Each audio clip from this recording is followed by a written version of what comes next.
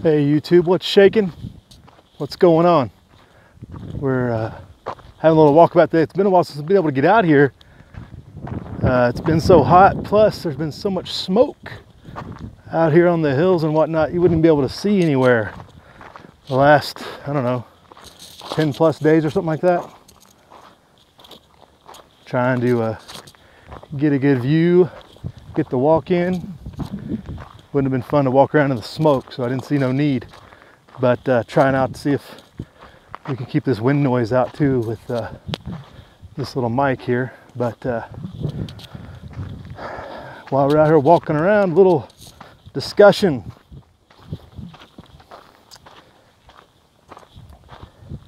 Seems that quite a bit going on, obviously, but what's going on, but are people paying attention to what's going on around them? I got a couple examples to work off of. I got me a list here took some notes, see if I can keep up with myself on this, but SHTF is happening all around, and are people paying attention to that? And not just in your immediate area, not just is it happening to you, but it is obviously happening all over.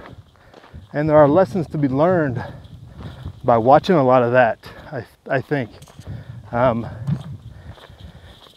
You have the Venezuela situation, which continues to get worse and worse. Food shortages, water shortages, roving gangs, corrupt officials, all the different things that are prime examples of SHTF. And it's not to discount it, or it seems like the nature of most people in the modern world outside of South America is to dismiss it as a local problem and just go on about your day. Nothing to see here, nothing to worry about, right? I would speculate otherwise. I would advise otherwise. I was advised to pay attention. Look at what's happening. Take the lessons learned. Take the anecdotal and apply it to your plan. What would you do in that? Put yourself through thought exercises. What would you do in that situation? How would you avoid getting in that situation? What do you have prepared now that would prevent you from having to worry about being in that position? You know what I'm saying? Same with South Africa. All the situations going on down there. Extreme rule of law government. People, we just read the article in the morning news about people seizing control of the water. There's water shortages on both sides of the country. Secession movements. So extra government. You could label it pseudo government. You know, it's not fully entrenched, but people claiming to be the government outside of, so those conflicting ideas, conflicting authorities, if you will, that potential's out there. What would you do in those situations? How does that apply to your area? We know we have the California secession movement that's going. We know we have the state of Jefferson. There's all these other factors that factor into things like that that could get worse if something like was to destabilize America, more economic unrest or something. You got to play out how those things could take effect here, or how they could rise up in the next economic situation, or rise up in any other extreme rule of law situation. Maybe if our government takes measures, what local areas would make the efforts to secede, you know, use those examples, and how that would play out against the backdrop of other problems, food, water shortages, etc. And how can you prepare now to be prepared then, but also what you already have that would help mitigate that. All excellent learning examples are out there. We haven't got the worst case scenarios. You know, we've already had Hurricane Katrina. You know, we've had some really bad scenarios, but we don't have nuclear war, you know, total annihilation of every country around and every form of modern convenience eliminated in a lot of these places. But the anecdotal is there for every potential scenario. SHTF is definitely here, and it's there to observe. On your internet, on the YouTube, you can find videos, Venezuela food trucks getting chased down by gangs, by mobs, and we're not talking, you know, Somalia 1992 food riots. This is Venezuela 2018, you know, mobs chasing down food, which 20 years ago you would have thought Venezuela would be fine with all their resources and whatnot, right? You got these forest fires in Greece, huge blazes going through urban areas, much like what we saw in California last year. The only difference is the number of casualties is much higher, it seems like. I think we're over 80 dead, many more missing still. What's their number one issue? What caused all those casualties? I have yet to find out, but that needs to be studied, especially if you're in a high wildfire zone like we are around here. It's all wildfire country. We've had wildfires. That's what that smoke was from all week, you know, is lightning caused or man-made or otherwise. How can you escape those? Because there ain't no, you're not putting that fire out, you know. You're not taking care of that yourself. You got to get out of town. That's got to be a bug out scenario, especially if it's in your zone that you have to consider, right? But a lot of them had to evacuate by sea. Probably some of them never even thought they would have to do that. Apparently many perished with their backs to the sea, basically. Got to find a little more information. I don't know why you wouldn't tread water if you had to, as long as you make something inflatable. You know, plastic bottles, closed up, anything. There's so many things you can use for inflation devices. Just being able to think in high crisis times, that should be another example of, you know, I got to look into that more about how that happened, but it sounds like people just panicked or gave up.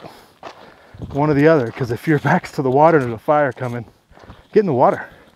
I don't care if you can swim or not, figure it out.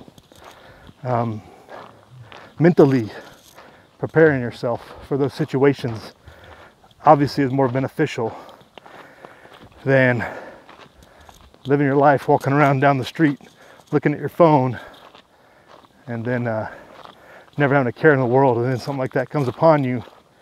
You have no capability to comprehend what's going on. Your OODA loop, we talk about the OODA loop, your OODA loop's crushed. You're living in the black. You're either fight or flight or freeze. And those people, it looks like froze. I think they said it was a group of 16 or something that was that caught in that situation. But yeah, SHTF is happening all around you, us.